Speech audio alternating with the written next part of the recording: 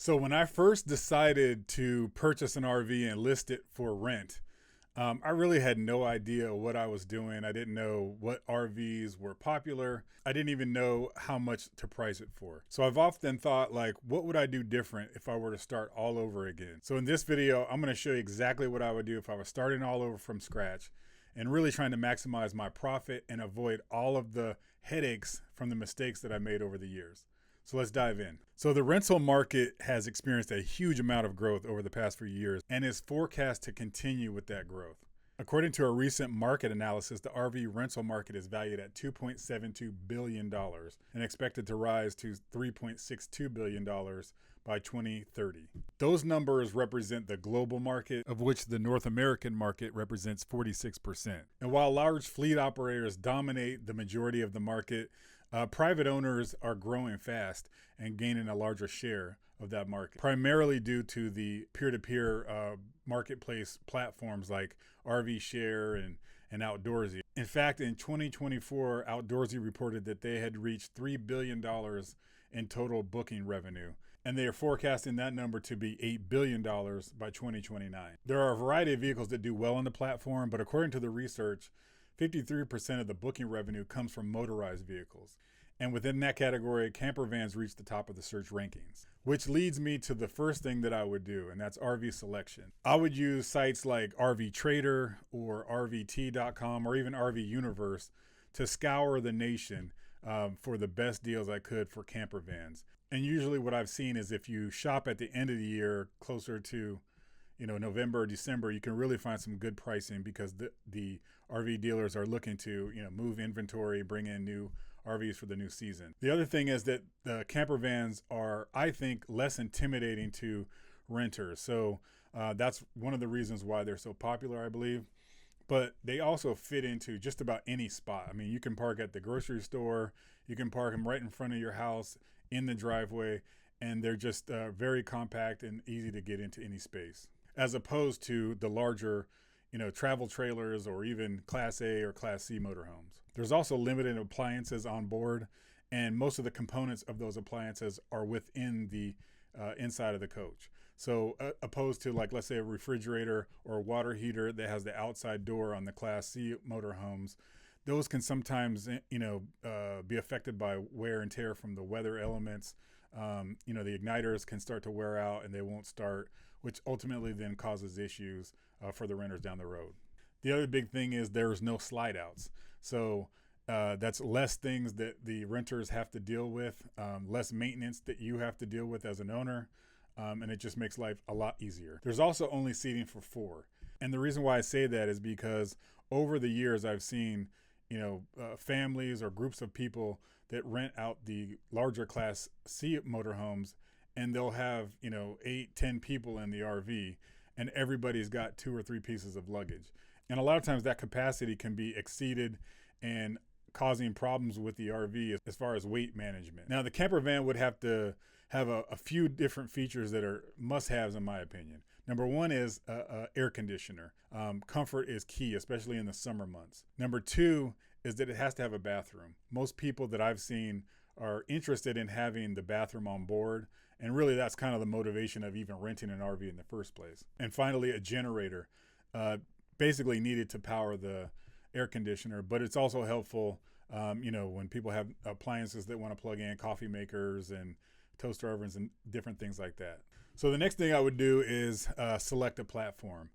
There are multiple platforms now. When I first started, there were only Outdoorsy and RVshare. And I ended up listing on both, thinking that would increase, exposure to the market and also bring in more revenue potentially. What I found out, it ended up being a lot more difficult for me personally to manage both calendars. You may overbook on one because you weren't aware of the other one, and I had that happen to me in the past. Next would be to list the RV and optimize the listing. I would provide unlimited generator use. The mileage I would modify a bit, giving 2,400 miles free included with the rental, to me, keeps it within a certain boundary. What I have seen in the past is excessive, trips across the country can really cause a lot of wear and tear on the vehicle. In addition to not being able to support the vehicle when it's far away. If it breaks down, then you've got to either go out there and get it wherever it's at, or have it shipped, and those costs can really start to add up. I would provide a few add-ons, including like bike racks, and bed linens. I wouldn't provide bed linens for free, because what ends up happening is that the turnover becomes very labor intensive and complicated. So I would offer it if they paid for it, but I wouldn't just give it away for free. Next, I would take plenty of photos and try to get some lifestyle photos. Park the vehicle in places that are picturesque, or maybe even campgrounds. Put out the tables and chairs and really make it look like it's a campsite setup. Next, I would prepare the vehicle, and on board, I would provide all the kitchenware, cleaning supplies, a mop, a broom, and extra tabs for the toilet. Also, I would purchase a collapsible trash can and have some trash bags as well. I like to put a few chairs and a camping mat in there just as a complimentary add-on. And providing instructional videos, I think, is key to the entire process, because that really helps people get familiar with the RV prior to taking possession of it. And it also helps once they do take possession of it to answer any questions or issues that might come up.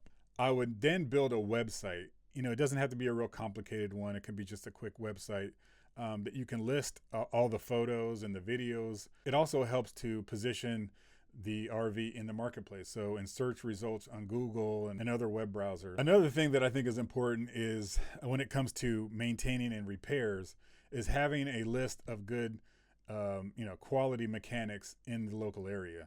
I would say it's best to have at least 2 mechanics that you could go to for just RV related issues, so a certified RV tech, and at least 2 mechanics that are, that can deal with the vehicle and the maintenance of the engine. And finally, and I probably would say this is the most important, is mental preparation.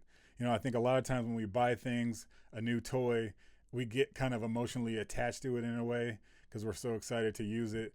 And then when you see somebody, break something on it, it can affect you mentally and kind of give you a little bit of a jaded outlook. So just divorce myself emotionally from the RV, look at it like a business asset, almost like it was a company vehicle that was given to me by a company that I worked for, something like that. Because I can guarantee you the RV is going to sustain wear and tear, and it's also going to sustain damage. So there you have it, my 8 things that I would do if I were starting the RV rental business in 2025. Hopefully this information was helpful in some kind of way and you got some value out of it. If so, hit the like button and consider subscribing for more RV rental tips. Also, if you have a question or a comment, leave that in the comment section below. And if you're just starting your RV rental journey, I put together a free RV rental guidebook for beginners, and I placed a link in the description below. So thanks for watching and supporting the channel as always. We'll see you on the next video. Take care.